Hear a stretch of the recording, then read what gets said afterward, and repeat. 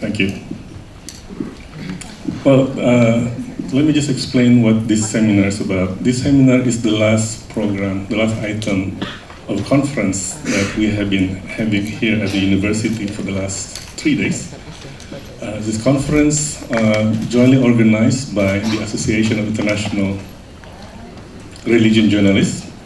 I happen to be the executive director, and then the Serikat Jurnalis untuk Keberagaman, or the Union of Journalists for Diversity, short SEJUD, and Universitas Multimedia Nusantara.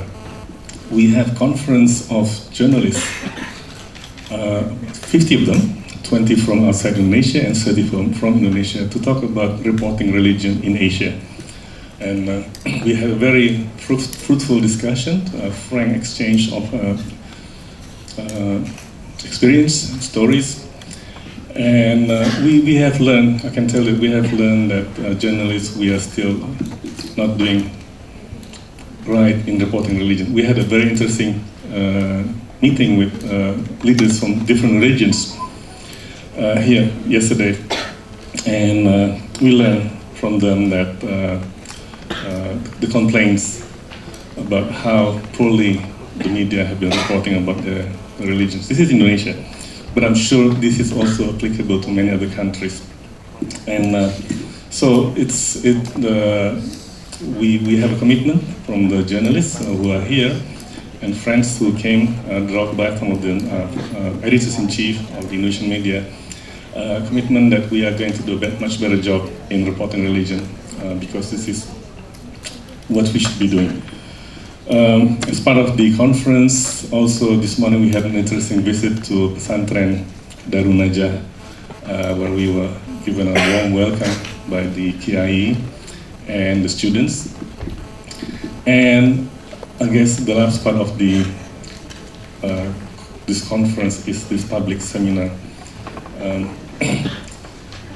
We have invited 4 speakers, and I'm happy to see that the other 3 are all here. And let me just I'm sure that most everybody here knows who they are, but nevertheless I will do the introduction briefly. Let me start with Yenny Wahid. She has actually long, beautiful names. Zanuba Arifah Shafso Rahman Wahid.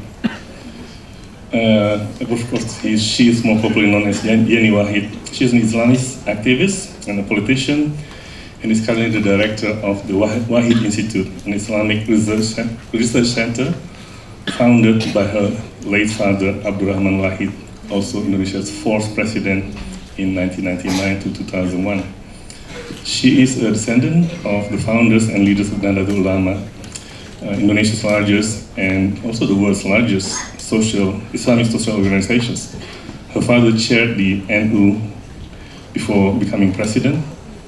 Her grandfather, Wahid Hasyim, was Indonesia's first religious minister, and of course her great-grandfather, Hashim Ash'ari, founded the Nahdlatul Ulema in 1926. She had a stint like us. She was actually a journalist, working for Australian media, and even in that brief stint as a journalist, she won the prestigious Walkley Award for journalism for her reports in East Timor and in Aceh. She quit journalism to help her father when he became president in 1999. She has a master's degree from Harvard University, and she became the director of the Wahid Institute in 2004. Next, we have Syafiq Hasyim. Syafiq Hasyim is now one of the deputies of the Indonesian Ulema Council, MUI, and he's also the director of the International Center for Islam and Pluralism, ICIP. He is also a prolific thinker and writer, and in his PhD dissertation from Berlin Freie University, he wrote critically about the Indonesian Ulema Council, MUI, which then was regarded as a conservative outfit because of the fatwas. So it was welcome development when our friend Syafiq and a bunch of other young and progressive Islamic thinkers were appointed to the MUI in 2015. The ICIP, which he has, is also known to be a progressive institution. Its mission being to disseminate the idea of Indonesia's moderate and progressive Muslims to audiences in both Indonesia and around the world. Last but not least, we have Abdul Mu'ti. He is the Secretary General of Muhammadiyah, the second largest after NU, second largest Islamic social organization in Indonesia. And like Nahdlatul Ulama, an important voice of moderation and tolerance in Islam. He's a lecturer by profession, so I may want to recruit him. And had been an activist since he joined Muhammadiyah in 1994, and then he became the second most important person at Muhammadiyah as the Secretary General. He received his master's degree from the Flinders University in Australia. So without further ado, let me invite the three speakers to the stage.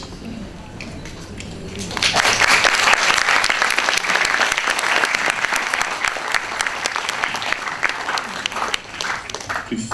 I have deliberately asked the organizers to keep the fifth seat to remind us that Romo Magnis Suseno is with us, at least in spirit, and for us to keep reminding us that he's there in the hospital recovering, and for us to keep praying for his wealth.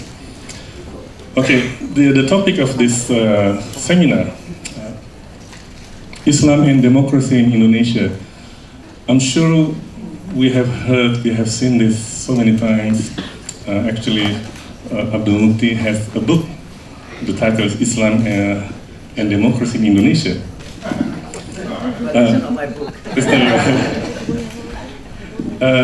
And the question is, why are we talking about this again? Let me tell you why. Because there is a new sense of urgency to discuss about Islam and democracy. So I'm sure we have a lot of things new to talk about rather than rehashing the old things. We have seen across the world many democracies backsliding, many new democracies backsliding, or just completely fail. And I think that's a reminder for all of us that we may have democracy for the last almost 20 years now, but it's not something that we should take for granted. So I think what we like to hear from this seminar today from the speakers is about what is it that has made Indonesian democracy remain strong, or is it really strong? And are we, there are signs that we may be backsliding in democracy. Is that really true? And what lessons can we learn from other countries where democracy failed and they went back into authoritarian regimes, or they're backsliding in their commitments towards democracy? So I'm sure this is going to be an interesting topic, although this has been discussed extensively in the past, because the speakers, this is their job to make it interesting. Okay, I'm going to ask each of the speakers to speak for 10 minutes or 15 at the most, and then I will ask some questions, and then I will open the time for the audience for questions and comments. Shall we start with Yenny?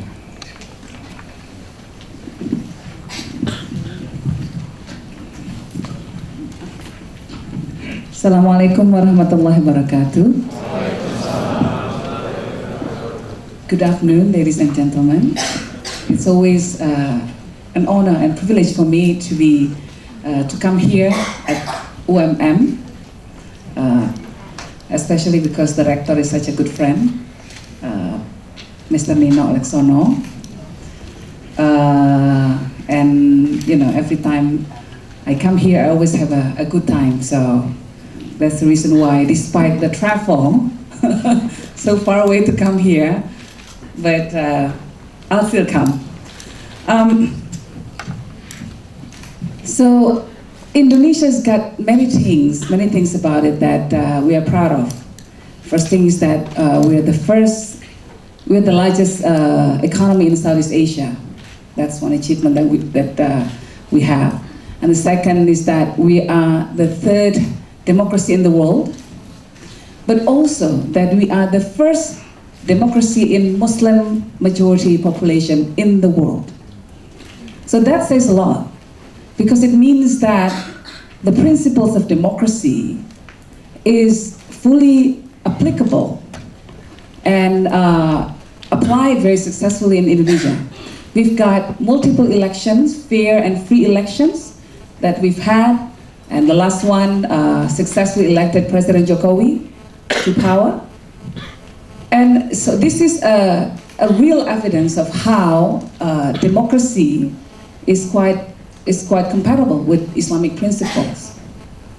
There are many things that people get confused, or there's a misunderstanding about Islam, right? For example, that most people, especially in the Western world, believes that Islam does not believe in democracy, does not believe in popular majority. But in many Islamic history, there are instances in which the popular maslahah, or the goods of the society, is the real the indicator that the leader is expected to perform. So Islam puts emphasis on many principles: equality, justice, and also human dignity. And these are some of the principles that clearly are also the main bones of democracy. There are many stories, for example, that shows how equality is practiced in Islam. That all men, all people, not just men in terms of it's a genderless concept. All men are considered to be equal before the law, before God, and also before the earthly law. The Prophet is famous of saying that he said that if my daughter Fatima ever stole, then I would cut her hand myself. That's what the Prophet said. It shows that Islam really puts an emphasis on equality. It doesn't matter who you are, man, woman, or even the daughter of the Prophet. If you committed a crime, then you're accountable for that crime. Not just before God, but also before the law. Man created law. Islam believes that mankind are here to carry out the mandate from God to rule the earth, to create goodness on earth. Khalifah, the principle of Khalifah, Khalifah fil ard, the leaders on earth, that contains in itself the responsibility to bring collective goods to all, not just to the people, but also to the universe. The concept of Islam, rahmatan lil alamin, Islam as a blessing for the universe, clearly shows that. Islam does not just concern about people or relations of people to others, but also to all beings in the universe. So that encompasses issues like environmental issues, for example, because men are obligated to take care of each other and to take care of the universe. So there's that big mandate that man has to carry through the mandate from God. In this case, then, when people then, there are Muslims out there who says that democracy is a Western-made concept. It's not compatible with Islam because sovereignty belongs only to God. Yes, but God had delegated that sovereignty to people, through people, to bring out the messages of God, to bring out the good in each other. The principle of human dignity is also the main basic principle in Islam. before the Geneva Convention, in which the prisoners of war should be treated with kindness, with dignity, Islam had already mandated that if there is any war, then any Muslims fighting for that war should respect women, should respect children, not even allowed to cut down trees. That's how respectful Islam is of property rights, let alone human rights. So there are many principles in Islam that are just not just compatible of human rights and democracy, but actually are maybe are the inspirations behind democracy. So in Indonesia's case, we show that democracy is robust here, and we applied it quite successfully. And of course, there are many challenges to democracy. There are many challenges that shows how some segments in the society still express intolerance messages towards each other, still express hateful remarks towards each other. But this is not just happening in Islamic communities. Especially now, people say that in the Western world, Islam equates with radicalism and even terrorism. But moderate Muslims feel the same way when there are people who blow up things in the name of religion, as moderate Hindus who sees radical Hindus ransacking mosque or church in India. Moderate Buddhists feel the same way as Muslims do when they see radical Buddhists setting fires to the Rohingya people. So it's not about religion. It's about some people who carried out atrocities, intimidations, discriminations in the name of religion. And this happens everywhere. Trump clearly came to power because he uses the issues of religion also to feed off the panic and the fear in the American societies. Europe is also not alien to the use of religious issues to prop up the politician's position in elections. Pauline Hanson in Australia, and so many other places in the world. So it's not just about Islam, it's about attitude, it's about popular sentiment, using any issues that could stir up sometimes a sensitivity in the population. So in Indonesia, there are many challenges still that we face. We also see how some people in the society use the issues of religion for political purposes. We saw that in many elections, not just Jakarta, but also in many other elections. We are seeing the tyranny of majority over minority. So in Java, where the majority of the populations are Muslims, the victims are the non-Muslims.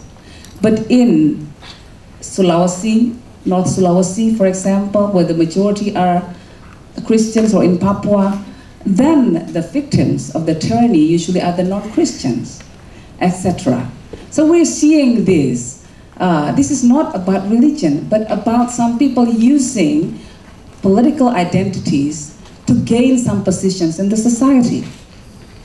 So I think that's the challenge for us looking ahead, and how we're going about in carrying through democracy in our country. Because democracy guarantees freedom of expression. Democracy guarantees every citizen the same right before the law, the same right to vote.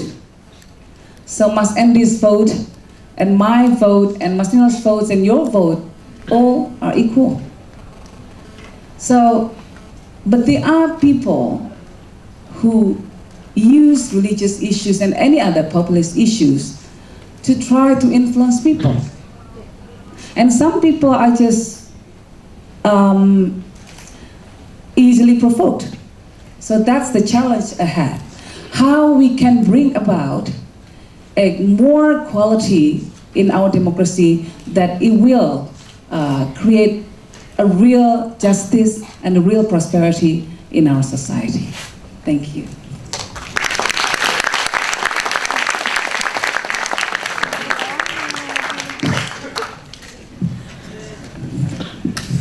Please, go ahead. Yeah, thank you, Mas Endy. Assalamualaikum warahmatullahi wabarakatuh. Very good evening, Pak Rektor, Pak Endy, Bu Yenny, Mas Syafiq, and all distinguished participants. First of all, I'm really honored to be here and sharing with you the issue that is maybe very relevant with our situation now. And being a speaker after Ibu Yenny could be advantageous, could be disadvantageous.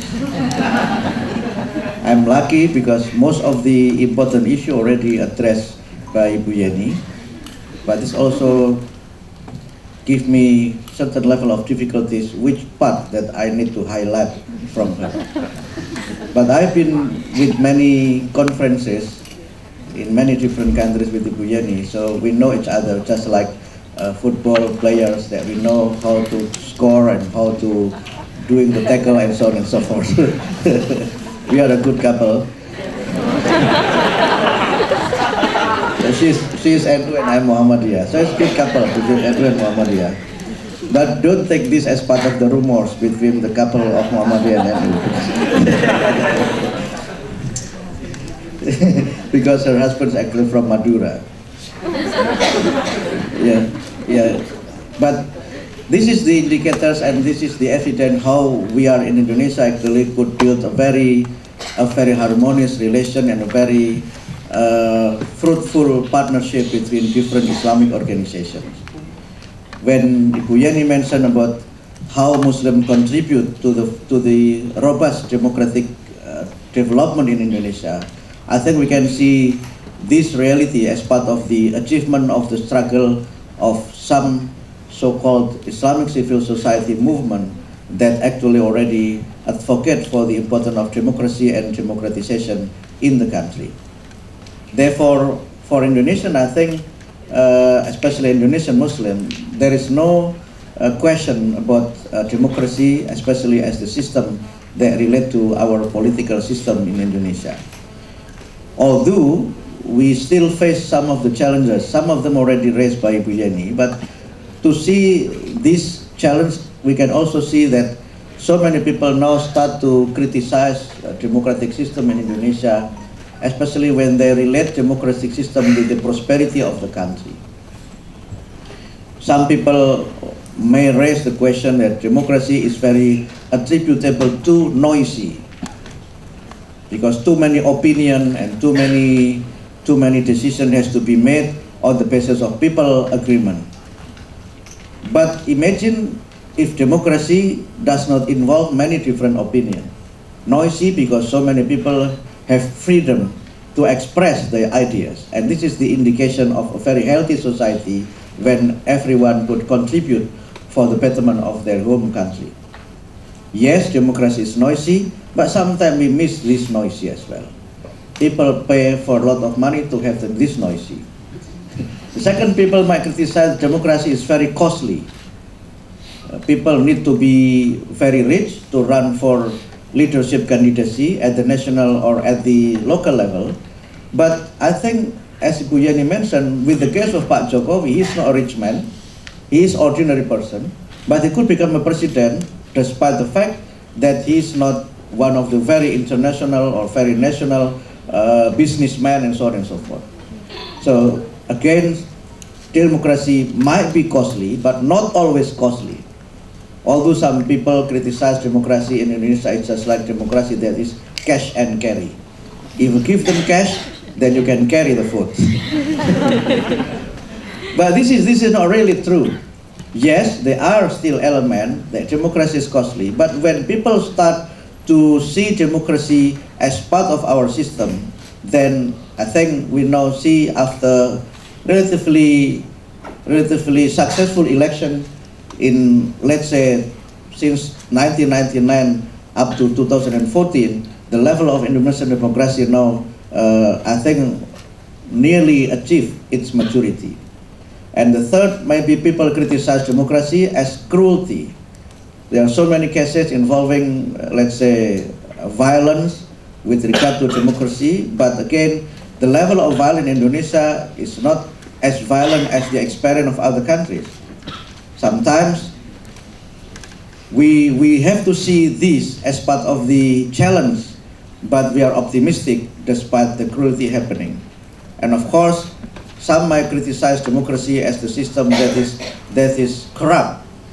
Then we can see so many local leaders that later on arrested by Indonesian Corruption Commission because of this kind of corruption. But it is not the democracy system that is corrupt, but the person that is corrupt.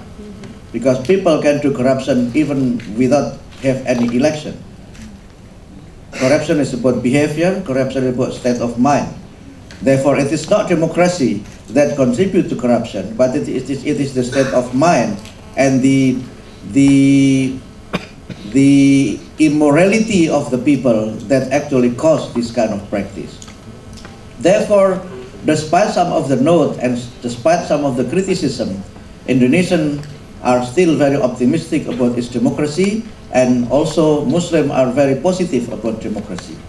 Therefore, our challenge now is actually how to bring this democratic system from purely what we call procedural democracy to a more consolidative democracy. Democracy that is actually practiced with the value of democracy. Some of them already mentioned by Ibu Yenny, that is the value of equality.